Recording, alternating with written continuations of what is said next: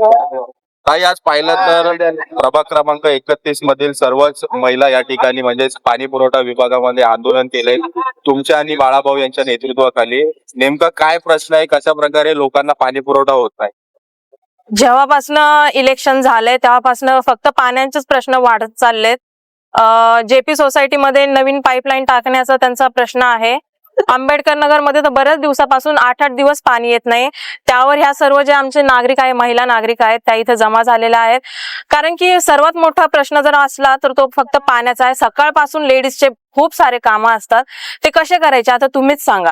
काय म्हणून सकाळपासून तर रात्रीपर्यंत पाणी लागत नाही, मग हे प्रशासनाला दिसत नाही का? दर महिन्याला तर बिल तर घेतात सर्वांकडनं, मग पाणी द्यायला त्यांना काय होतं? सोडलं तर 10 ते 15 मिनिट, 20 मिनिट. आणि ज्या वेळेस आम्ही ज्या वॉर्डामध्ये जातो त्या टायमाला फक्त ते आमच्या म्हणण्यानुसार पाणी सोडतात. नाही तर असं तर फक्त तक्रारी येतात पाण्याच्या, इतर कुठल्याही तक्रारी नाहीत. मग इथे बाळाभाऊ आणि आम्ही आलो आहे. आमचे नागरिक आहेत बरेचसे, यांनी सर्व प्रश्न मांडलेत आणि आजपासून त्यांनी अशी आम्हाला दिलेत आव्हान, आश्वासन दिले आहेत की आम्ही इथून पुढे पाणी सोडून बघू आता ते काय होतं. तर पोस्ट टाकल्यानंतर असं म्हणणं बनलं जातंय की नागरिकांना पाणी येणं सुरू झालंय. हे खरंच आहे की जनता जी आहे ती पाण्यापासून खूप त्रस्त आहे. पाणी हा मूलभूत आमचा हक्क आहे, आमचा अधिकार आहे. पण आज स्वातंत्र्याचा 80वा स्वातंत्र्य या भारतामध्ये आम्ही मनवतोय, पण आजही माझ्या भारतातली जनता ही पाण्या वाचून वंचित आहे. ही खूप गोष्ट ही मनात घर करून राहते की आजही अनेक तक्रारी आहेत. ते माझ्या घरात येऊन त्यांच्या डोळ्यातून अश्रू येत आहेत. म्हणजे ज्यांची लेवल नाही, ज्यांचा कुवत नाही. कारण की बाबा ठीक आहे, आमचा डोंगराळ भाग आहे, सर्व हातावर कमवणारे लोक आहेत, त्यांना बिस्लरीच्या बॉटलने पाणी प्यावं लागतंय. म्हणजे आम्ही इथं लोकप्रतिनिधी मधून मॅडमला निवडून दिलंय, आम्हा सर्वांना प्रेम दिलंय, जे निवडून दिलंय, आम्ही त्यांच्यासाठी काय करू शकत नाही तर आम्ही काय करू शकतो लोकांसाठी, हा प्रश्न आमच्या मनात येतो.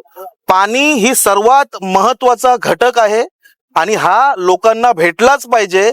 त्यासाठी हा फक्त 2 चाळी, मला वाटतं आम्ही 2-4-5 चाळी इथं एकत्र आलोय तर एवढे जण जमलेत.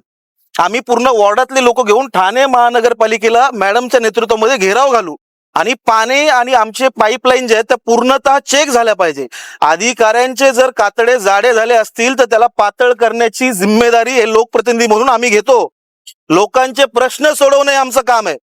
लोकांना मूलभूत सुविधा असणं, गटार नीट असणं, रस्ता नीट असणं हे आमचा हक्क आहे ना. आणि तुम्ही आमच्यापासून हिरावून घेता. आम्ही टॅक्स देतो, आम्ही भारताचे नागरिक आहेत, आम्हाला सुख सुविधा पाहिजे का नाही?